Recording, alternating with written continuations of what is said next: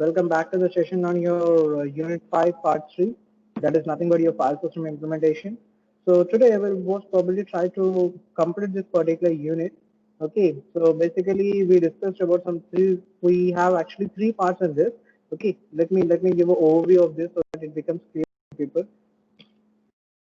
So coming to this particular file systems, this is a unit 5, okay, and this particular unit is actually having three different parts, something like called as file system interface. Next we had something called as we have file system implementation, and the last one what we do have is mass storage structure. So basically these are the three parts that we have. This is your part 1, this is your, actually I have explained you this as a part 2 and this one as part 3 we are actually going through it. Okay, so basically these are the three parts which actually combines together and forms your single fifth unit, that is nothing but your file system interface. In this we actually discussed about something relevant to your files, like what do you mean by a file, how we can create a file. Okay, so what do you mean by a file, how we can create that particular file, so what are the different properties that particular files does have, what about the directory structures that we do have. These things means whichever is related to your file system concepts that we have discussed in this particular topic. And after that we went to the mass storage structure, and this is relevant to your hardware. As I told you, this is your nothing but your the magnetic disk, whatever you might be using it, that is relevant to it. Means all the hardware structure whatever we have, that we have discussed here. So how that exactly magnetic disk look like, and what exactly how the information is actually stored in that. We also discussed about some disk scheduling in this. We have seen some different disk scheduling algorithms. So something like we discussed about HCFS, right? If I remember, if you people remember it, it is HCFS. Then we discussed about scan, then C-scan, right? Then we discussed about something called look. Then we had something called C-look, and then we discussed about something called SSTF. So these are some of the algorithms that we have seen what we can apply on this particular magnetic disk for storing the information.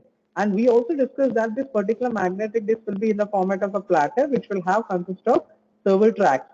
And within the tracks, again, it will have some sectors. And that sectors are represented in a format of blocks.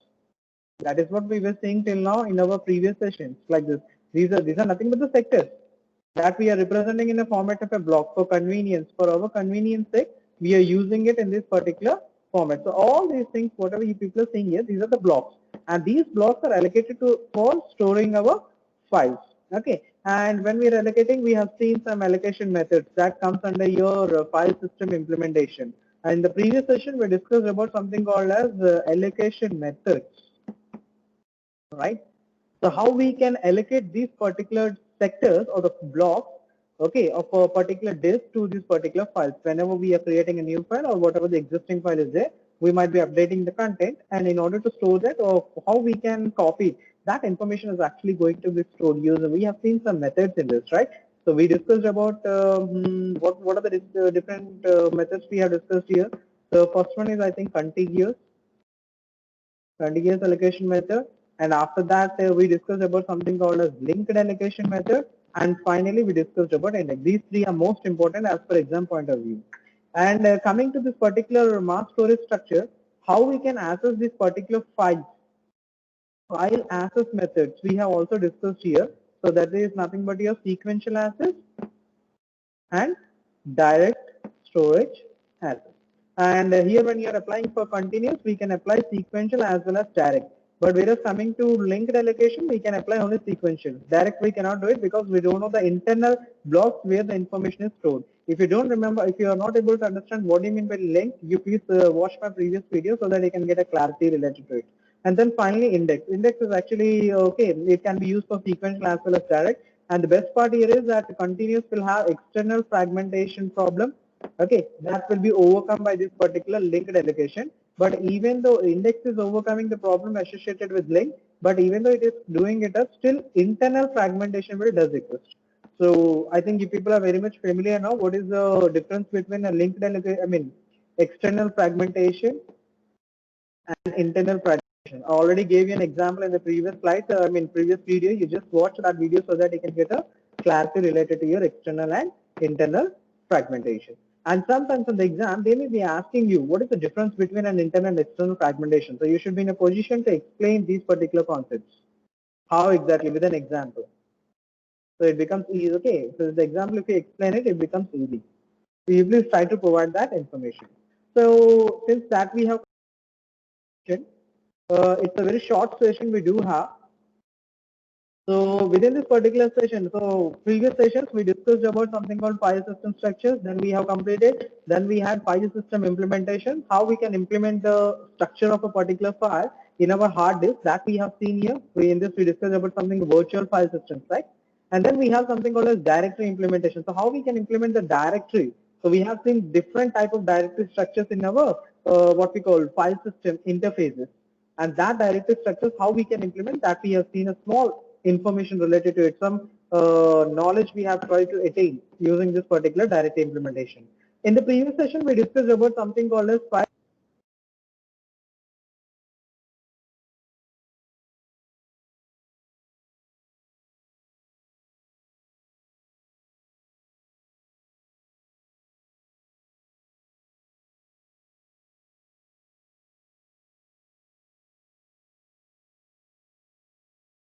Space management system. So within the operating system, you have this free space management system. He is the one who will try to find the free blocks in the disk. So within the disk, whatever the free blocks are available, that will be actually determined by this particular free space management, and then that will be allocated to our respective files, whatever we are creating or whatever we are trying to update it. So today's session we'll just try to cover this. Well, in the we have given this 3 topics, but actually these are not covered. These are not covered in your syllabus.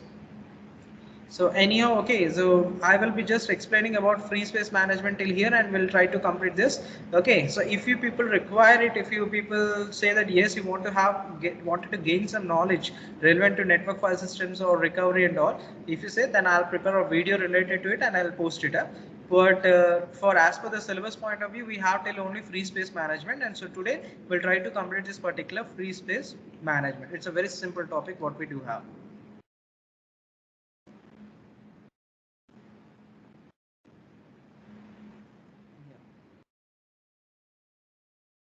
Let me explain this particular concept. Okay, let me stop the video relevant to it so that we can try to save some bandwidth. Okay, now here, if you look at here in this particular free space management, what do you mean by exactly here is nothing but see, disk, we know that, okay, let me explain it here with a new page. Now, we know that we were talking about something called as magnetic disk, right? Till now, we were discussing about disk concept only, how to store the information, how to store the files, right? How to store the files in this disk, right? That is what we were discussing. But remember that this disk is certain limit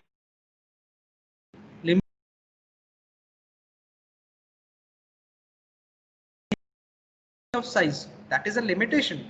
It's not that your system is having unlimited amount of space, right? In the same way, actually, even nowadays, now the recent systems, whatever are coming up, those are having 1 TB. What about the others? We have hardly 500 GB or something. So we do have limitations. So there might be a possibility that we may try to remove some of the files from the system which are not required, and when the space is getting freed from that particular files, that need to be allocated to the newly created files, isn't it?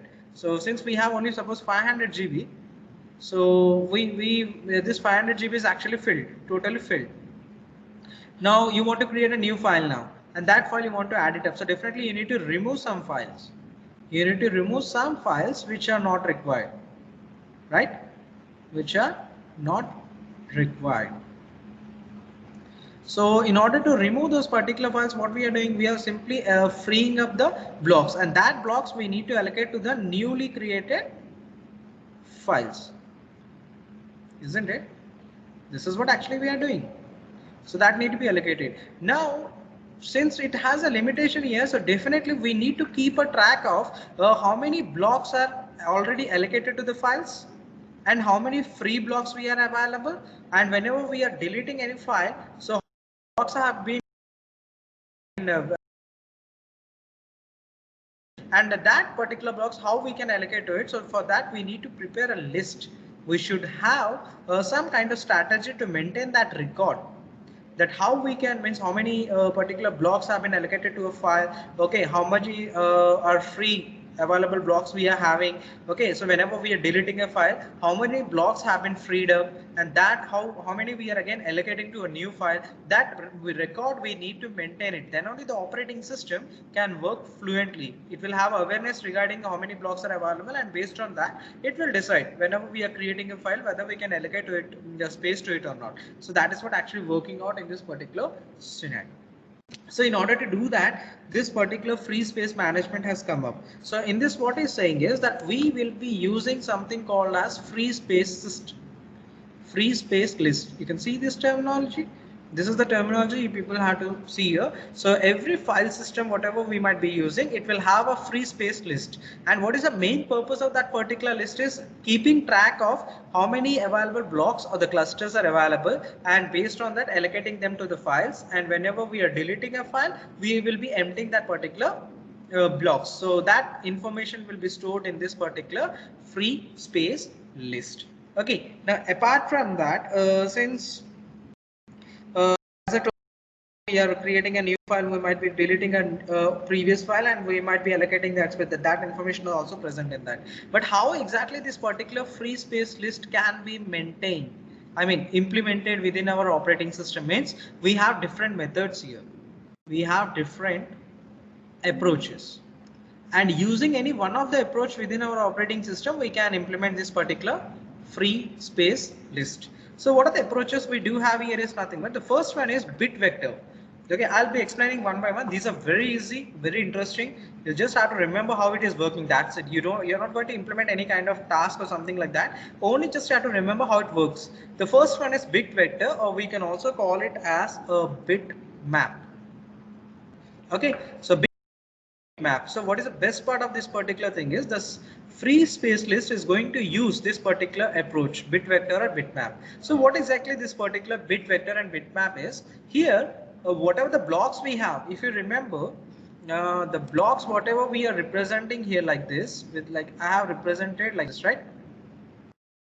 In this we had, this is your disk, and within that disk we have these blocks, isn't it? And if you remember, these blocks have some addresses. So for our simplicity, we don't know what addresses we do have within our operating system or hard disk. But for simplicity, we represent as 0, 1, 2, 3, 4, 5, 6, 7, 8, 9, 10, 11, 12, 13, 14, 15, 16, 17, 18, 19, right? So this is the way how we exactly do it. Now within this particular, now what exactly is saying here is this information will be storing like this: 0, 1, 2, 3, 4, 5, 6, 7, 8, 9, 10, 11, 12, 13, 14, 15, 16, in this way. And for each block, we will be representing a bit. We will place one bit for each block. So you know that bit can be either 0 or 1. So 0 will have some property, 1 will have. So whenever you're representing a particular block with a bit 1, that means that particular bit is, that particular block is allocated. And if you're representing a particular block with 0, that means it is free. That particular block is free. So that is what he's saying in this particular scenario. See here? So whenever you people are representing, if the particular block is free within the disk, we will represent that with a bit 1. But if in case if the block is allocated, we are going to represent that with bit 0. And this is the example he has taken here. So example is relevant to here. He has taken example of 2, 3. So this is nothing but a 32-bit block he is taking here. So whatever I have drawn the diagram now here, this one, this diagram. So he has taken from 0 to 31. I have written till 19. So 0 to 31 he has taken the blocks, and what he's saying is whatever the numbers you're seeing here, these are the block numbers. This one 2, 3, 4, 5, 8, 9, 10, 11, 12, 13, 17, 18, 25, 26 and 27. All these blocks are empty. So within the disk, all these blocks are actually empty. So that means what we are going to represent the bit here 0. This is what represented here. Bit of I is equal to 1 if the block is free. 0 if it is, okay, sorry, that's a small mistake here. Okay, yeah, if the block is, okay, bit is represented with 1 if the block is free. Okay, 0 for if the bit is particular block is actually occupied. So here that is what he's doing here. So if you see here, so all these numbers of a block are actually empty. Empty means we are going to represent that with the bit 1. And what about the remaining, like 1, 6, 7, 8, 9, 10, 11, 12, 13, 14, 15, 16 and 17 is there, 18 is there, 19, so on till 32. Whatever the remaining blocks numbers are there, these all will be represented by a bit 0, because 0 represents that particular bit is occupied. I mean that particular block is occupied. Whereas coming to 1, it represents that particular block is empty. So this is the way how you are written. If you can see here, this is your block 0, 1, 2, 3, 4, 5, 6, 7, 8, 9, okay, 10, 11. If you can see here, 0 and 1 block are actually, these are the one which are actually empty. So 0 and 1 are occupied. So I'm representing with bit zeros. And then whereas coming to 2, 3, 4, 5, these are occupied. So I'm representing with ones. And then 6 and 7 empty, 8, 9, 10, 11, 12, 13. Till 13, these are actually occupied. And then from 14, 15, 16, these are represented with 0, means these are free blocks. So in this way, I can represent the information, and based on that, I can determine how many of which blocks are empty and which blocks are free. That is the best part of this particular bit vector or bit mapping. So this is here what we are doing. We are simply bit mapping we are doing for each and every block that we are having here. Okay, the best part of this particular method or this particular approach is it is very simple. I think people can understand it's very simple to represent it, and moreover it is efficient in finding the first free n blocks. Means if I want to find some, if a new file comes up right now, if a new file is coming up, I need to allocate some space. I mean the blocks, and blocks should be in a continuous manner. So in that case, I can easily determine wherever I'm getting consecutive zeros. So let us suppose this particular new file requires 4 blocks. So wherever I'm getting 4 consecutive zeros, I will allocate those blocks to that particular location. So where we are getting, so if you see here, first two are, we are having only 2 blocks empty, but how many exactly I want, I mean, where we are getting consecutive ones here, that we need to determine. So here 2, 3, 4, 5. So these are empty, right? So these are represented with ones, and these are the one represented as occupied. So wherever I'm getting consecutive 4 blocks as ones, sorry, I just got confused with this. These are ones. So wherever you are getting 4 consecutive ones, those are empty, and that blocks we are going to allocate to this particular file. So where we are getting, so if you see here, 2, 3, 4, 5 blocks are empty. So I will immediately allocate to that to the new file. Now another file is coming which requires around something called as 2 blocks of memory.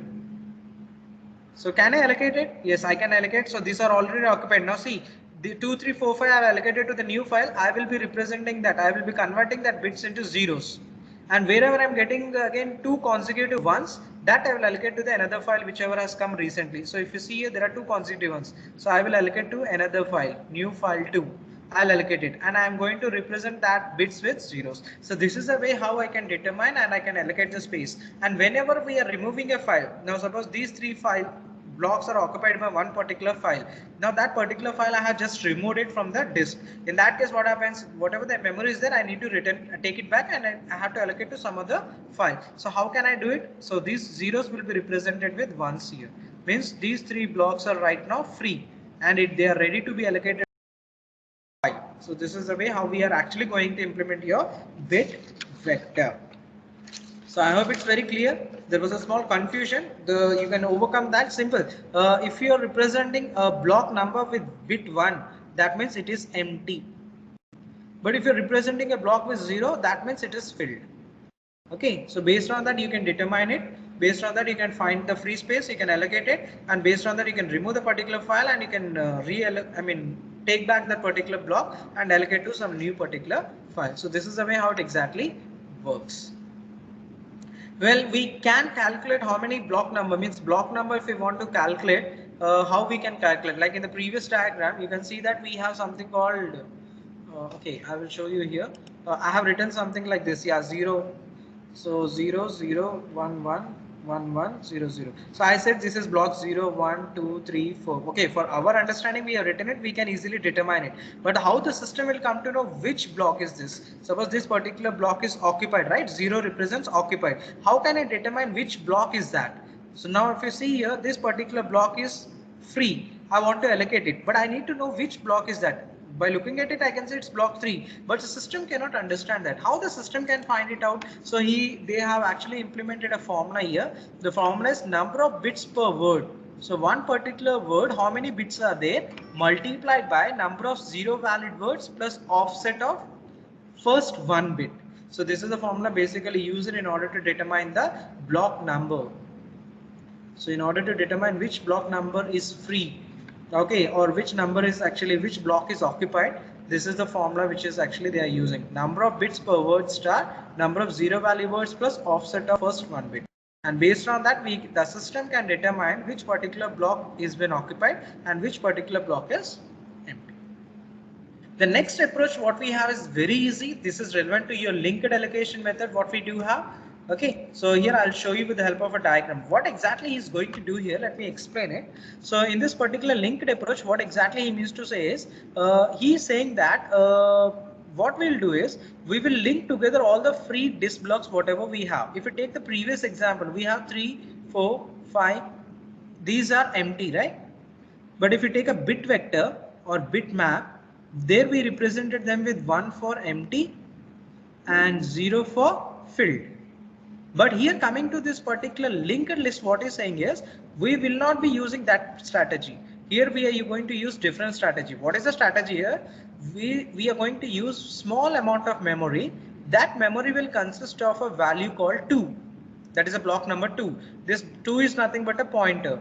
So this pointer will refer to the first free block in the system. Is the first free block whichever is available, that it will be allocating it. So we can allocate this particular 2 to the system, I mean the file, it will fill. Now here, as same like the linked allocation what we are saying, we have a small space. Out of 512 bytes of a block, 4 bytes are used for pointer. So here we will store the pointer. This will point to the next free block whichever is available. What is that? 3. Okay, so here we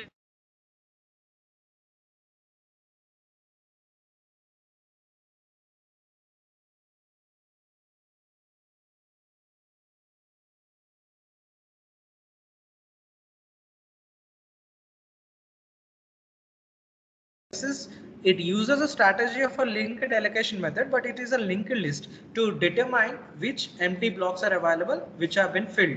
Okay, that is the main strategy of this particular free space management.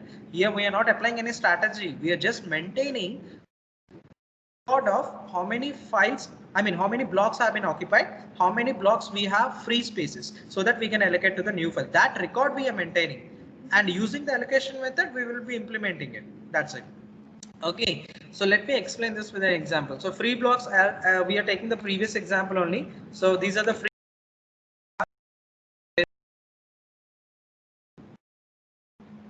Yeah. So if you see here, these are the free blocks what we have, and remaining all are allocated. Now if you see here, we'll have a one, as I told you in the beginning. We have here a small memory, or you can call it as a cache, that will point. So this will consist of a pointer to the first free block. What is the first free block? 0 and 1 are already occupied. So the first free block is 2. From here it refers. Now this 2 will be allocated. Here the data will be filled. So here small space we are allocating for the pointer. That will point to the next free block, that is 3. 3 will, okay, so when the data we require a block, this will point to the next free block. What is that? 4, 5, 8. So 5 will be, so fifth block will be representing, it will have a pointer which will refer to the block 8. 8 will have a pointer which will refer to the block 9, and block 9 will have a pointer which will represent block 10, and so on. Okay, so this is the way how exactly it works. If you see here, after 10, 10 is having a pointer for 11, 11 is having a pointer for 12, 12 is having for 13, 17, 18, 25, 26, 27. This is the way it exactly does. So linked list, that only we are doing the block. Some portion is for pointer. This is something in linked list. This is your block. So this portion we are using for data. And this one will have a pointer to another. This is your 200. Suppose this is 100 block. So it will have 200. Again, 300. I mean the data. Next we have 300. So empty block 300. So here 300. So for example, here also. So this is a 200, 300. So here also we are placing the data. So since we don't have any empty space, this will become null pointer. That is nothing but -1. So you can see in the previous video, you will be representing how the null pointer represented as -1. So this is the way how we can apply this particular linked list concept. Very, very easy. Only thing is we will be allocating one memory space for the first, this memory block for first free block in a disk. That's it. And that will keep on pointing in the next free blocks. So we don't have to spend much memory on maintaining these particular pointers. That's the best part of this particular thing. The next strategy what we can apply here is grouping. Yeah, grouping is something different when compared to your linked list concept here. So how exactly this grouping is going to work?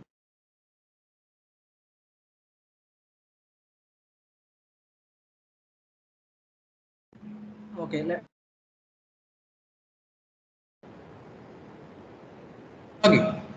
Sorry for the interruption here. There was a network failure due to which we were not able to continue with the class. Okay, so let me explain this particular concept. Just hold on. Okay.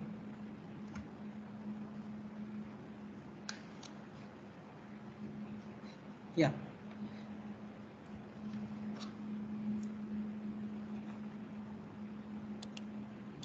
Yeah. So we were discussing about grouping here.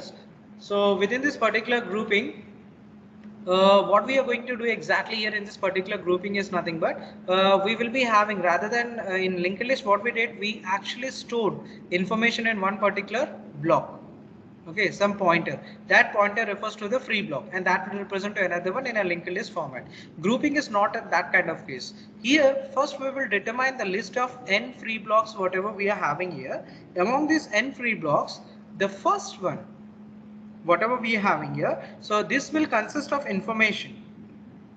Okay, this will consist of information related, means from here we will be connecting it to others. Like for example, this particular block will be connected to this will have pointer to this, and this way we can connect. So let us suppose we have 4 empty blocks. So among this particular 4 empty blocks, the first 3 blocks you people can use it for storing the information in grouping, but the last block, whatever you have, this will not be used for storing the data. It will not be used for storing the data. We are not going to store the data in this. What we are going to do is, this will point to the set of another free blocks, whatever we are having. Okay, let us suppose we have 100 blocks. Among these 100 blocks, so 0 to 99, right? So from 0 to 98, you can use the blocks for filling with data. Then what about the 99th block? We will not use this. We will not be using it. We will not be using it for storing the data. Rather, this particular block will be pointing to the set of other blocks. For example, like from 100 to 199. This particular block will point to the addresses of 100 to 199 empty blocks. And among these 100 to 199, again same concept, 100 to 198 blocks can be used for filling the data. Filling the whichever the new files you people are creating to allocate space for that particular file, we are doing it. What about the again 199?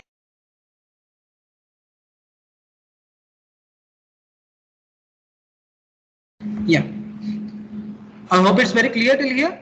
You might have understood how exactly it works. So this is the way how exactly this particular thing is going to work.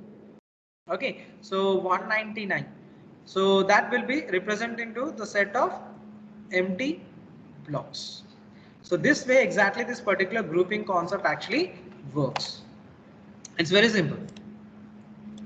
And the next one, what we have is counting. Yeah, this is another approach how we can do it. In counting, I'll just tell you how exactly we going to work around it is. Here, whichever the first free block we are having, the first free block, whichever we are having, we will store that information. Along with that, see, remember this is something like contiguous. We are going to apply contiguous allocation method here.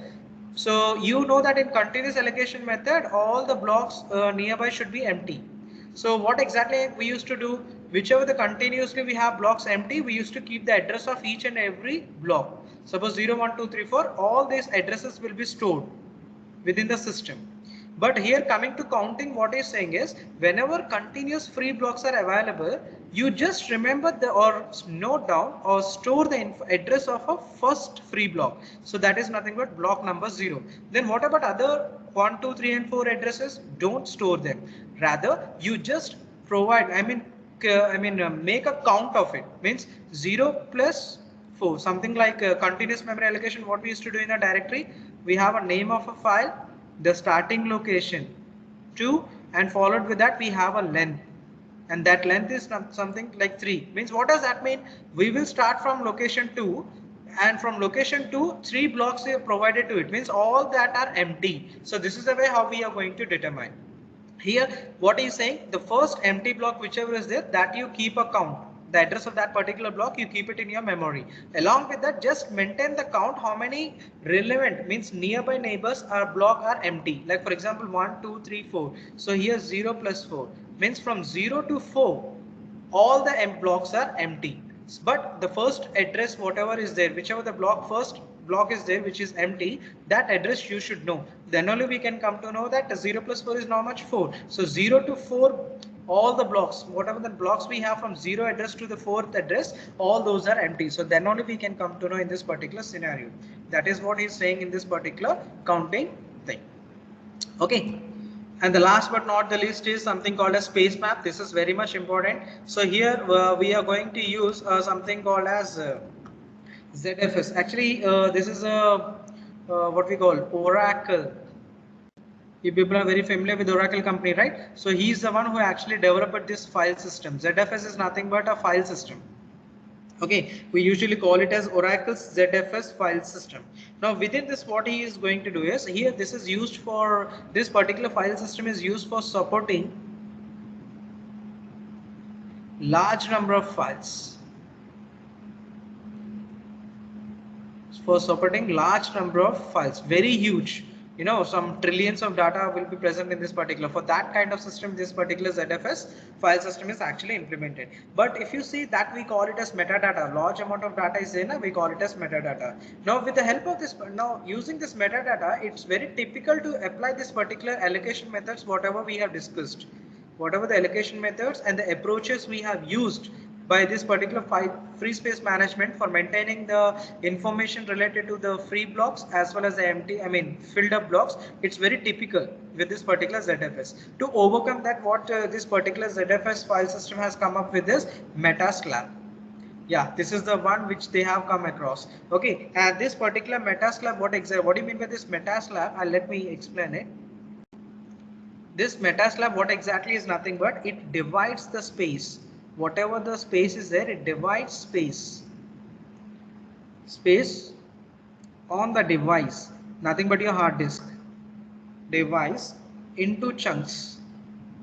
I think you people know, small pieces that are manageable size, that are of manageable size. Yeah, these are very manageable. These are like small pieces it is going to divide, and these small pieces can be managed very easily. These are what we is calling it as chunks. This is like something like, this is the entire memory. He is dividing that into small chunks, and it's very easy to handle these individual chunks very easily. Okay, so that is what he is saying in this particular thing. So that is what we call it as MetaSlab. Okay, and here we actually divide first our hard disk into different volumes. I think you people remember this: C drive, D drive, E, F. This is what we call volume, and every volume will consist of some hundreds of MetaSlab. What it means to say is, your hard disk, whatever is there, that will divide into volumes. That is nothing but C, D, E, F, and each volume will again divide into small pieces, chunks. That is what we call it as MetaSlab. And the best part of this particular MetaSlab is that it consists of, it uses something called as counting algorithm. This counting algorithm is the one which is used in order to determine how many chunks are allocated to a particular file, which chunks are free, which chunks are occupied. That all information is we can gather it using this particular counting algorithm. And moreover, whenever this particular ZFS want to decide, okay, to allocate a free space to a particular file, how it can determine is nothing but using this particular this one. So it loads the space map into, it uses actually load space map. Okay, like previously we used a bit vector bitmap. Same way it uses load space map, and this will be mapped to the memory in a balanced tree structure, and there we will be indexing the chunks which are empty and the chunks which are occupied, and based on that it will be determining which particular chunks are available, and that will be allocated to it, and then performance takes place. So here the best part here is that it combines, sorry, the best part here is that it combines, you know, continuous free block. Whatever the continuous free block means, continuous allocation method we have implemented, this particular method also uses that particular method in order to represent as a single entry. Within a single entry it is going to provide it. This is only for our understanding purpose we are discussing it. Okay, practically we are not going to see anything relevant to it, but this is the way how it exactly works. So there we are using different algorithms. Here is using counting algorithm. So it will keep information related to everything like blocking activity, like total information it will have. The timing order, counting information, blocking activity and all will be present in that particular location. Apart from that, it will be using a load space map, and using this load space map it will be mapping up the chunks which are empty and the chunks which are occupied, and based on that it will allocate those chunks to the respective files. So this is all relevant to your free space management system. So with this we actually terminate this particular session, and with this we have already completed your 5th unit. So in the next session we'll try to start your next unit, and we'll just look over that particular concepts. Thank you for watching.